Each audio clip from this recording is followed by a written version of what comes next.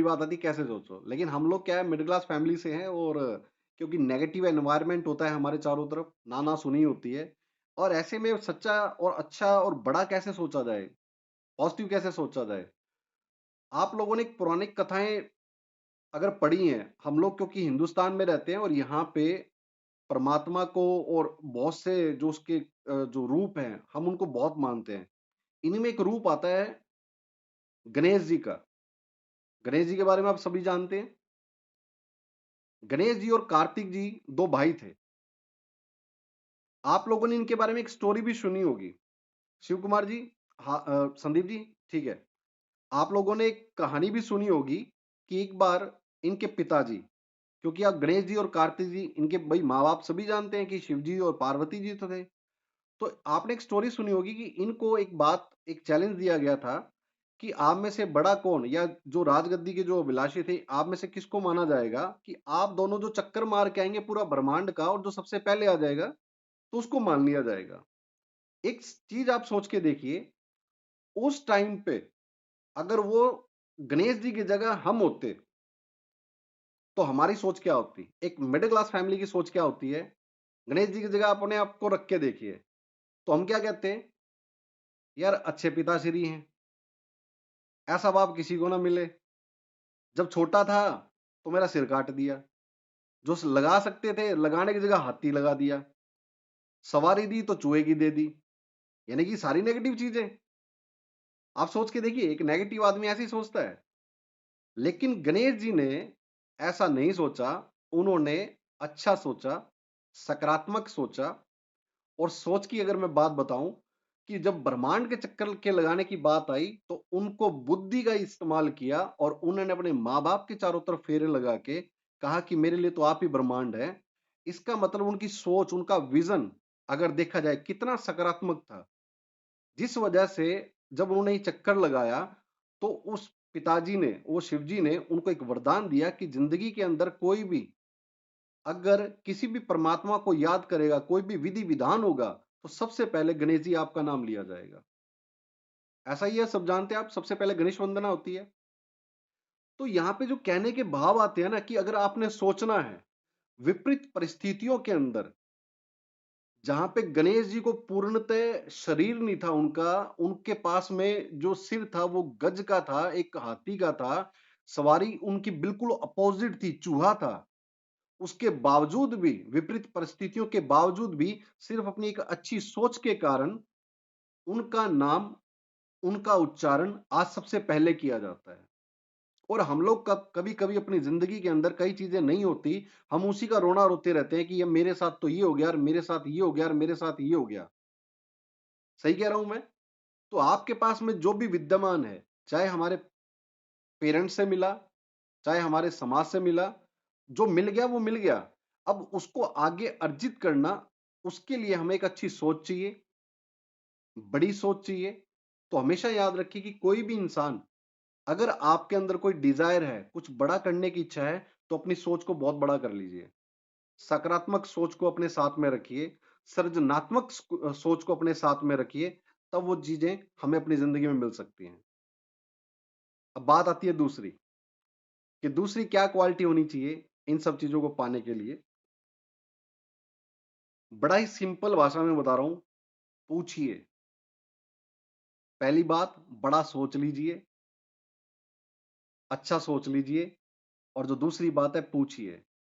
हम लोग middle class family वाले कई बार अपने लेवल से ऊपर का ईगो रख के बैठ जाते हैं कि यार मैंने तो ग्रेजुएशन किया है, मैंने बला बला किया है, मैं तो फलानी पोस्ट पे हूं, मेरी अपलाइन है तो मैं क्यों पूछूं, मैं अपने आप कर लूंगा। होता है जी कई बार, समझ रहे हैं? कई बार ये होता है कि यार मैं तो रेपुटेड आदमी हूं और मेरी अपलाइन रेपुटेड नहीं है, मैं क्यों पूछूं, मैं तो अपने आप कर लूंगा। अरे बड़े बड़ी चीजों में लिखा गया है कि अगर कोई बड़ी चीज ऐसी है अर्जित करनी है आपने, तो आपको पूछने में हिचकिचाना नहीं चाहिए। आप पूछिए, लेकिन पूछते वक्त में 3 चीजों का ध्यान रखना है। पहली चीज कि आप किस व्यक्ति से पूछने जा रहे हैं। दूसरी चीज, आपके पूछने का तरीका सही होना चाहिए। तीसरी चीज, आप जहां पूछ रहे हैं वो स्थान सही होना चाहिए। मैं इसका आपको एक एग्जांपल देता हूं। अभी जब से लॉकडाउन चल रहा है, आप देखिए महाभारत दिखाई जा रही है। महाभारत देखी होगी आपने, और नहीं भी देख पा रहे आप किसी भी कारण से, तो उसमें एक पात्र हैं श्री अर्जुन।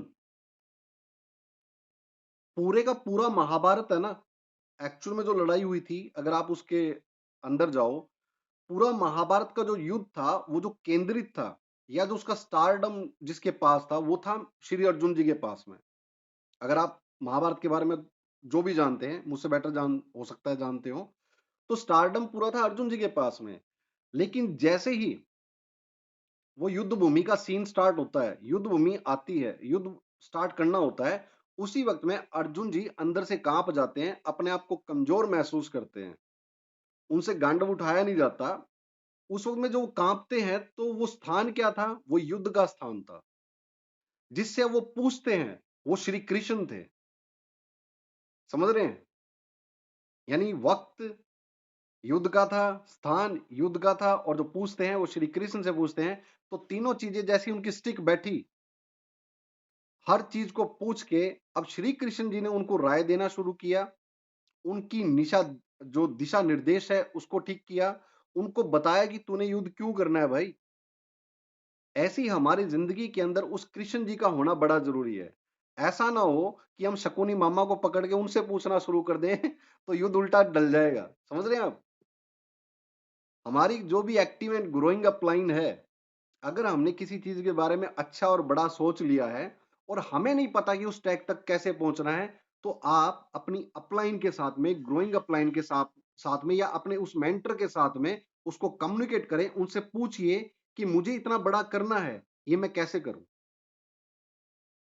अब उसके पूछने का स्थान भी ठीक होना चाहिए। ऐसा नहीं कि आधी रात को 1 बजे फोन करके, सर वो आपने बताया था ना, वो किस तरह होगा ऐसे नहीं होगा।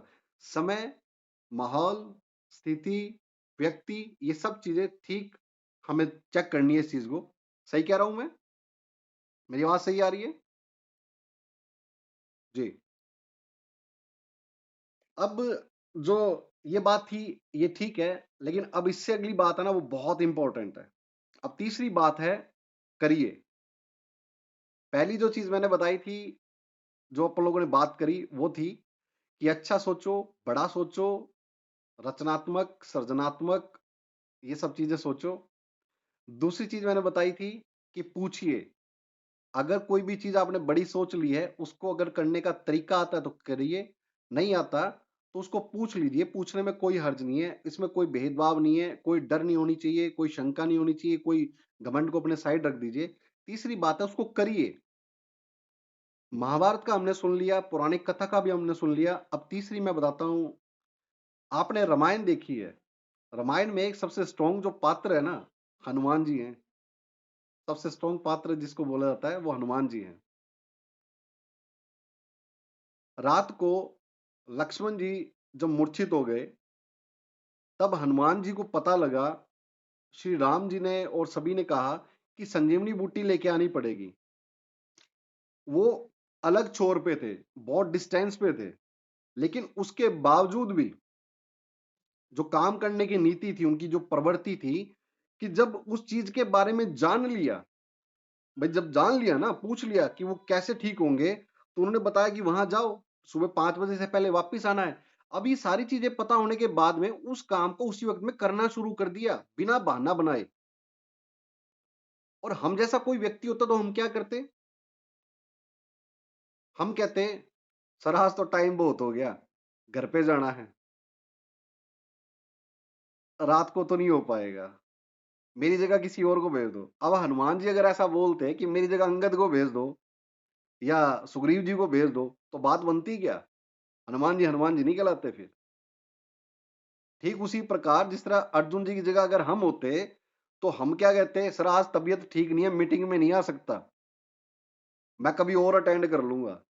समझ रहे हैं? भाई अर्जुन जी अगर कृष्ण जी को ये कहते, भाई कृष्ण जी आज कमजोरी सी महसूस हो रही है, यूं करता हूं बड़े बड़े योद्धाओं की जगह छोटे छोटे सैनिक मार के घर चला जाता हूं, तो अर्जुन अर्जुन बन पाता है क्या? आप खुद सोच के देखिए। पर उन्होंने जो चीजें धार ली तो धार ली। ऐसे हनुमान जी को जब पता लगा तो उन्होंने वो जिम्मेवारी ले ली और कहा कि अगर ये वक्त है, सब चीजें हो चुकी हैं तो सिर्फ करना तो बाकी है, मैं इसको करके रहूंगा। उनके रास्ते में काफी विपदा आई, काफी चीजें आई, चैलेंज आए, उसके बावजूद भी वो पूरा पहाड़ उठा लाए और आज उस व्यक्ति को माना जाता है। ऐसे ही हमारे सामने भी आज नेटवर्किंग के अंदर कई बार अपलाइन बोलती है, कई बार हमारी टीम भी टाइम मांगती है, जो भी चीजें हैं हम लोग बहाने मारते रह जाते हैं। आपको जब पता है कि ड्रीम आपका, आपको पता लग गया कि होगा ऐसे, तो फिर बहाना क्यों? अब उस काम को करना चाहिए ना। सही कह रहा हूं मैं? तीनों चीजें जब सीक्वेंस में हो जाएंगी, इसको सीक्वेंस में कर लेंगे, तो हमारे पास में रिजल्ट भी बड़े हो सकते हैं। अगर हमने इसको सीक्वेंस में नहीं डाला तो रिजल्ट भी बड़े नहीं हो सकते। क्लियर हुई मेरी ये बात?